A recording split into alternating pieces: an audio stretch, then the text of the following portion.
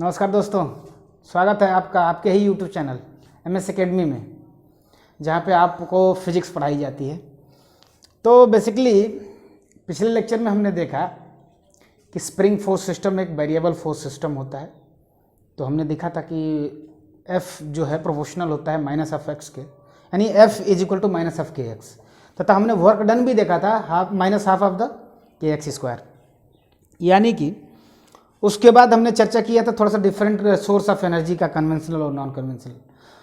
तो आज क्या हम लोग पढ़ने वाले हैं वो है पावर। एक्चुअली वर्क एनर्जी के बाद जो है पावर, ठीक है। तो पावर क्या है, फॉर्मूला क्या होता है, उसकी यूनिट क्या होती है, this point we are going to cover in this video. तथा हम लोग जो फ्रिक्शनल फोर्स होता है वो किस तरह से कंजर्वेटिव फोर्स होता है, या हम कहें कि स्प्रिंग फोर्स सिस्टम एक जो है कि कंजर्वेटिव फोर्स पे डिपेंड करता है, उसको हम लोग देखने जा रहे हैं। तो कंटिन्यूअस जो अपना कंटिन्यूएशन है हम लोग स्प्रिंग फोर्स सिस्टम से ही रखेंगे, then we will come to the power. तो चलिए शुरू करते हैं। Actually when we categorise the force, different kinds of force, तो फोर्स को हम लोग दो प्रकार से रखते हैं। एक्चुअली फोर्स को हम लोग, फोर्स जो है दो प्रकार से, ठीक है। फोर्स दो, एक तो कंजर्वेटिव, एक कंजर्वेटिव फोर्स और दूसरा नॉन कंजर्वेटिव। एक्चुअली ये बताने के पीछे लॉजिक ये है कि ये ना बताएं तो आपको न्यूमेरिकल्स में या थ्योरी में आपको मिलेगा कंजर्वेटिव फोर्स है, कंजर्वेटिव फोर्स है, तो आप नहीं समझ पाएंगे एक्चुअली कंजर्वेटिव फोर्स क्या होता है। तो फोर्स को हम लोग दो भागों में डिवाइड करते हैं, एक कंजर्वेटिव और दूसरा नॉन कंजर्वेटिव। चलिए तो सबसे पहले देखते हैं कंजर्वेटिव फोर्स क्या होता है। समझिए कंजर्वेटिव फोर्स क्या है। Conservative force are those forces, ठीक है, जिनकी जो वैल्यू होती है केवल इनिशियल और फाइनल पोजीशन पे डिपेंड करती है। यानी कि those forces which have the value dependency on the initial and the final position only, these forces are called variable conservative forces. Example के लिए समझिए आप स्प्रिंग फोर्स, ठीक है। एग्जाम्पल के लिए आप समझ जाइए स्प्रिंग फोर्स एक वेरिएबल फोर्स सिस्टम में बता चुका हूं। स्प्रिंग फोर्स सिस्टम में जो फोर्स लगता है एक्चुअली वो डिपेंड करता है इनिशियल और फाइनल पोजीशन क्या है, ठीक है। दूसरा आप देख लीजिए कंजर्वेटिव फोर्स, ठीक है। तो ग्रेविटेशनल फोर्स, ठीक है। ग्रेविटेशनल यानी capital G m1 m2 upon r square, F is equal to, gravitational force क्या होता है, F is equal to capital G m1 m2 upon r square, ठीक है। ग्रेविटेशनल में आप पढ़ेंगे भी, डिटेल से पढ़ेंगे आपको, इसका डेरिवेशन से लेके सब कुछ। हियर ग्रेविटेशनल फोर्स आप जब वहां चलेंगे तो मैं बताऊंगा आपको gravitational force is also a conservative force. तो आइडिया एक बेसिकली देना है हमको कि ग्रेविटेशनल फोर्स भी जो है वो इस बात पे डिपेंड नहीं करता कि रास्ते में क्या है। सपोज करिए, सपोज करिए, मैं बताना क्या चाहता हूं वो आप समझिए, वो ज्यादा डिपेंड करता है एक्चुअली। यानी कि यदि किसी फोर्स में इनिशियल पोजीशन और फाइनल पोजीशन एक्चुअली यानी साइक्लिक ऑर्डर में किसी एक साइकिल में कंजर्वेटिव फोर्स जो काम करेगा उसका वर्क डन जीरो होगा, ये मैं बताना चाहता हूं आपको। कंजर्वेटिव फोर्स सपोज करिए ये रहा अपना, सपोज करिए ये कोई फोर्स रहा और ये डिस्प्लेसमेंट रहा, सपोज करिए, ठीक है। तो कंजर्वेटिव फोर्स क्या करता है, सपोज करिए ये पॉइंट है x1 y1 और दूसरा जो पॉइंट है सपोज करिए x2 और y2, these are the coordinates of two point. तो जो कंजर्वेटिव फोर्स है वो रास्ते पे डिपेंड नहीं करता है, it does not depend upon the path कि स्ट्रेट पाथ है या मतलब कोई दूसरा पाथ है, ठीक है। Conservative force depends on the initial and the final position irrespective of the path, चाहे आप इस पाथ से जाएं या इस पाथ से जाएं। डिस्प्लेसमेंट बॉडी जो है इस अलोंग x हो या अलोंग y हो, सपोज करिए अलोंग p हो या अलोंग q हो, बट कंजर्वेटिव फोर्स की जो वैल्यू होती है वो केवल इन पे और इन पे डिपेंड करती है। यानी कि जो कंजर्वेटिव फोर्स के द्वारा जो वर्क डन होगा वो भी केवल इनिशियल और फाइनल पोजीशन पे ही डिपेंड करेगा, ठीक है, इररिस्पेक्टिव ऑफ द पाथ, ये पाथ पे डिपेंड नहीं करता है। यानी मुझे बस बताना ये था कि जो अपना स्प्रिंग फोर्स सिस्टम है वो भी एक क्या है, एक अपना कंजर्वेटिव फोर्स सिस्टम है, जिसमें क्या है जो भी अपना स्प्रिंग है, सपोज करिए ये स्प्रिंग है, ठीक है। तो इनिशियली कहाँ था, सपोज करिए यहाँ था 0 पे, फाइनली कहाँ पहुंचा, सपोज करिए x1 बराबर 2 यूनिट पे पहुंचा, ठीक है। तो इस पे डिपेंड करता है कि वो इनिशियली और फाइनली कहाँ है। तो एनर्जी कितनी हम लोग लिख देंगे माइनस ऑफ के, और यहाँ से लिख देंगे माइनस ऑफ के x2 square minus x1 square, k/2 था इफ राइट, ठीक है। तो ये डिपेंड करता है, ये डिपेंड नहीं करता है कि वो जा कैसे रहा है एक्चुअली। सो एक पॉइंट, दो पॉइंट आपको समझना है। पहला force conservative force depends upon initial and final positions. दूसरा पॉइंट कंजर्वेटिव फोर्स के द्वारा जो साइक्लिक किसी साइकिल में वर्क डन 0 होता है। तीसरा पॉइंट स्प्रिंग फोर्स सिस्टम एक कंजर्वेटिव फोर्स सिस्टम है, ठीक है। ये 3 बातें आप याद रखेंगे, ठीक है। चलिए अब हम लोग थोड़ा सा डिस्कशन करेंगे पावर के बारे में। एक्चुअली पावर क्या है, आज हम लोग का मेन जो टॉपिक है डिस्कशन का वो पावर का ही है। पावर क्या है और उसकी यूनिट क्या होती है। तो चलिए शुरू करते हैं। पावर क्या है? पावर क्या है? लोग बोलते हैं आपके मतलब कोई पूछता है कि आपके इंजन का कितना पावर है, या कोई पूछता है कि जो है कि पावर क्या है, पावर रेटिंग क्या है, जनरेटर की पावर रेटिंग क्या है, या कैपेसिटर की पावर रेटिंग क्या है। को यूजुअली क्वेश्चन आता रहता है कि पावर रेटिंग क्या है। तो पावर रेटिंग का मतलब पावर क्या है उसकी। कोई बोलता है नहीं मेरा जो इंजन है वो 4 हार्स पावर का है, 4 हार्स पावर का है, या 10 हार्स पावर का है। यूजुअली आप टर्मिनोलॉजी सीखते हैं तो क्या है एक्चुअली, है क्या पावर, क्या है उसको समझते पहले। पावर क्या है?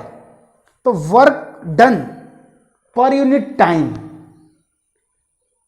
एकांक समय में कितना काम किया गया, या ये कहें कि एनर्जी कितनी कंज्यूम हुई। Work and energy both are equal, both are interchangeable. समझिए दोनों एक दूसरे में चेंज हो सकते हैं। Work done is equal to energy created या energy change. Work done is equal to change in energy, समझिए आप। तो पावर क्या है एक्चुअली? पावर को हम लोग कहते हैं work done per unit time, यानी work done per unit time, यानी कि यदि समय को 1 मान लें, 1 सेकेंड, तो 1 सेकेंड में कितना काम हुआ या 1 सेकेंड में कितनी एनर्जी चेंज हुई। तो work done per unit time is called power, ठीक है। अब आप हमको एक बात बताइए, वर्क डन की यूनिट क्या होती है? The unit of work is joule and the unit of time is second. यानी कि जो पावर की यूनिट हो जाएगी वो कितनी हो जाएगी? That is joule per second. James Watt एक साइंटिस्ट थे जिनके नाम पे जो वो स्टीम इंजन का डिस्कवरी किए थे, वो तो उनके नाम पे इसको रखा गया है। जूल पर सेकंड को ही हम लोग वाट बोलते हैं, WATT, ठीक है। जूल पर सेकंड को ही वाट बोलते हैं। यानी कोई पूछे कि एक वाट में कितना होता है, तो 1 वाट में 1 जूल होता है। 1 वाट में 1 जूल पर सेकंड, ठीक है, 1 जूल पर सेकंड हुआ, ठीक है। या ये देखिए डायमेंशन क्या होगा, डायमेंशन के बारे में थोड़ा सा ये बेसिक आइडिया है। यूनिट डायमेंशन आपको आना ही चाहिए, ठीक है। डायमेंशन क्या है? डायमेंशन क्या होगा आप सोचिए। वर्क डन की डायमेंशन क्या होता है? वर्क का जो होता है वही एनर्जी का होता है। यानी डायमेंशन ऑफ वर्क कितना होता है? ML2 T-2। यदि आप मेरे स्टूडेंट हैं, फॉलो कर रहे हैं, तो आपको पता होगा वर्क डन ML2 T-2, ठीक है। सेकेंड का समय का क्या होगा? M0 L0 एंड T, ये होगा, ठीक है। यानी कि T से ये T जब ऊपर जाएगा तो माइनस में आ जाएगा, इसका कोई योगदान नहीं है। L0 का भी कोई योगदान नहीं है, बट T इसका इंपोर्टेंस है। जब ऊपर जाएगा तो ऊपर जाते ही नेगेटिव आ जाएगा, नेगेटिव आते मतलब T-3 हो जाएगा, ठीक है। Hope you are comfortable. यानी यहाँ पे T कर देंगे तो जो डायमेंशन हो जाएगा पावर का, पावर की जो डायमेंशन होगी ML2 T-3, ठीक है। कंफर्टेबल। यूनिट वाट होती है, ठीक है। और सारी यूनिट्स होती हैं, हार्स पावर भी होता है, ठीक है। तो 1 हार्स पावर में कितना होता है? 746 वाट होता है, ठीक है। W से डिनोट करते हैं, कैपिटल W से। 1 हार्स पावर में 746 वाट होता है, ठीक है। ये आप चेंज करने के लिए लिख सकते हैं, ठीक है। एक यूनिट तो कोई पूछता है 1 वाट में कितनी हार्स पावर, तो 1 वाट में कितना हार्स पावर हो जाएगा? 1/746, इतना हार्स पावर, ठीक है। इतना HP, कितने HP का आपका मोटर है, ठीक है। तो ये अपना रहा, ये डिफरेंट एनर्जीज का जो है डायमेंशन है और यूनिट्स है। चलिए थोड़ा सा और डिस्कशन करते हैं पावर के बारे में। पावर और एनर्जी में डिफ्रेंशिएट करते हैं थोड़ा सा, और तब समझते हैं एक्चुअली है क्या, ठीक है। पावर का मैंने फार्मूला लिखा था, जो अभी आपने देखा कि पावर को हमने देखा था कि एकांक समय में किया गया कार्य ही शक्ति कहलाता है। पावर को हिंदी में शक्ति बोलते हैं, तो एकांक समय में किया गया काम ही शक्ति कहलाता है, ठीक है। यानी work done per unit time is called power. अब आप हमको बताइए, डेल डब्ल्यू को हम लोग क्या लिखते थे? एफ डॉट डी आर, ये लिखते थे एफ डॉट डी आर ना, डी आर या डी डिस्प्लेसमेंट हम लोग लिखते थे। एक्चुअली वर्क डन को हम लोग लिखते थे ना फोर्स इंटू डिस्प्लेसमेंट, यही था ना मला। So this is the work done is equal to force into displacement. जरा इसको इसमें रखिए, जैसे ही रखेंगे तो P इज इक्वल टू मिल जाएगा आपको एफ डॉट डी आर, ठीक है, f dot d r upon d t. अब बताइए d r upon d t को क्या लिख सकते हैं? डी आर क्या है? डी आर डिस्प्लेसमेंट है, डी टी क्या है? टाइम का डिफरेंस है। तो डी आर अपन, तो एक्स अपॉन टी को क्या लिखते हैं? वी लिखते हैं ना आप। So this will be equal to, so here we are going to get d r upon d t को हम लोग लिख सकते हैं d v, d r upon d t को लिख सकते हैं हम लोग डी वी। तो यहाँ पर लिख देंगे डी वी, यानी P is equal to f into d v, या हम लोग कह सकते हैं P is equal to f dot v. समझ पा रहे हैं आप? यानी कि किसी यानी force into velocity, force into velocity, v velocity है, ठीक है। फोर्स डॉट वेलोसिटी को ही हम लोग बोलते हैं पावर। ये फार्मूला भी आप याद रखेंगे, यूजुअली इंपॉर्टेंट होता है, ठीक है। तो ये रहा आपका एक छोटा सा डेरिवेशन, यूजुअली पूछता तो नहीं है लेकिन आपको याद रहना जरूर चाहिए, ठीक है। P इज इक्वल टू, इस पर न्यूमेरिकल बनते हैं अच्छे अच्छे, ठीक है। P is equal to f dot b, कई बार न्यूमेरिकल पूछ रखा है आपसे, ठीक है। तो P is equal f dot B.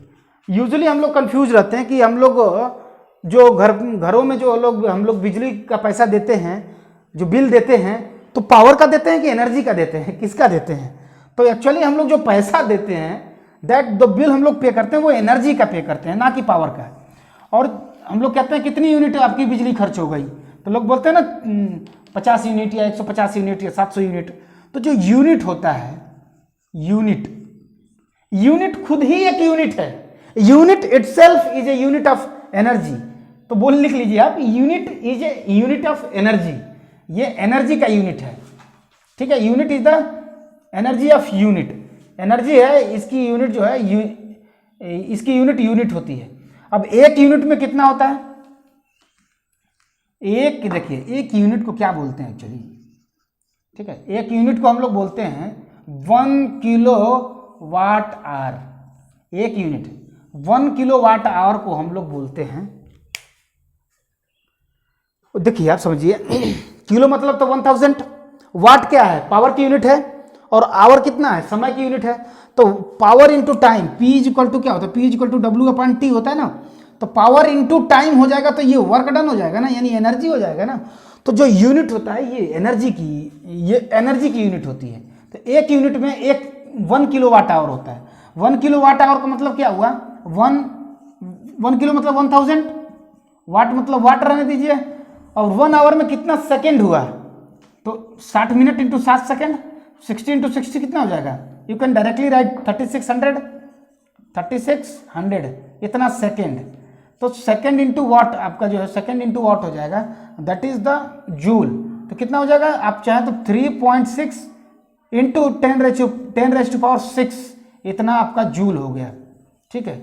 तो कोई पूछे, ठीक है, कोई पूछे कि एक यूनिट में कितना जूल होता है, यूनिट क्या होता है? सबसे पहले तो यूनिट क्या है? तो यूनिट एनर्जी की यूनिट है, और एक यूनिट में 3.6 इंटू 10⁻⁶ जूल एनर्जी होता है, ठीक है। इसी यूनिट का हम लोग जो है बिल पे करते हैं। अब जिसके यहाँ जो भी है, कमर्शियल का ज़्यादा होता है, इंडस्ट्री वालों का कुछ और ज़्यादा होता है, उनको तो टैरिफ भी मिलता है। तो दैट्स ऑल डिपेंड। तो एक यूनिट का सपोज करिए, एक यूनिट का 5 रुपये है, तो सपोज करिए आपके पास 5 यूनिट हुआ, यानी 5 इंटू इतनी एनर्जी आपने खर्च कर दी, तो 5 यूनिट में तो 5 बचे 25, यानी 25 रुपीज़ आपको पे करना होगा। That is all about the energy. तो जो हम लोग घरों में मीटर लगा होता है, वो एनर्जी मीटर होता है, ना कि पावर मीटर, ठीक है। हालांकि वो पावर भी बताता है, लेकिन वो एनर्जी मीटर होता है, इंटीग्रेटेड टाइप होता है। आप आगे चल के समझेंगे, देखेंगे कि वो एक्चुअली